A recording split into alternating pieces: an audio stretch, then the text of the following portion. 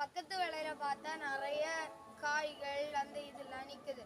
கீழே பார்த்தா கிழங்கு செடி, சைடுல பார்த்தா ஆயஞ்சக்கை, வாழைத்தோப்பு, நாவல் பழம், மாங்காய் செடி, தேங்காய் மரம் எல்லாம் நிக்குது. உங்க ஊர்ல இங்க பாருங்க, இது உங்க ஊர்ல என்ன பழம் நீங்க சொல்லுவீங்களோ அதை கமெண்ட்ல போடுங்க. எங்க ஊர்ல இது அணில் பழம் தான் சொல்லுவாங்க. உங்க ஊர்ல குரங்கு பழமா அதெல்லாம் எனக்கு தெரியவே தெரியாது. நீங்க எனக்கு கமெண்ட்ல ஒத்தவி போட்டா எனக்கு அழகா தெரியும். நீங்களே பாருங்க, நான் கிட்டே கொண்டாங்க.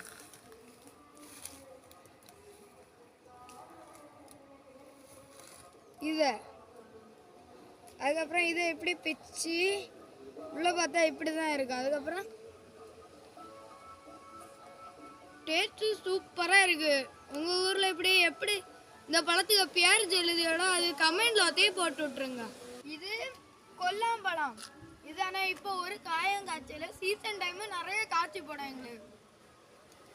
இத வறுத்து சாப்பிட்டேன்னா சூப்பரா இருக்கும்.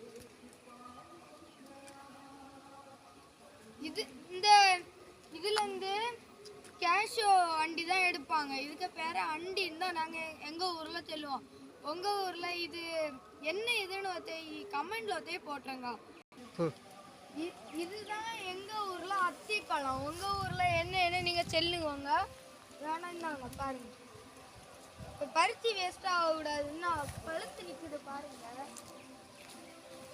இதுதான் இன்னும் கொஞ்சம் கூட விளையாடும் மக்களே பாருங்க. அவ்வளவுதான். இனி இதை வீட்டுக்கு நாங்கள் எடுத்து கொண்டு போய் சாப்பிடுவோம். பழுத்து லைக் பண்ணுங்க.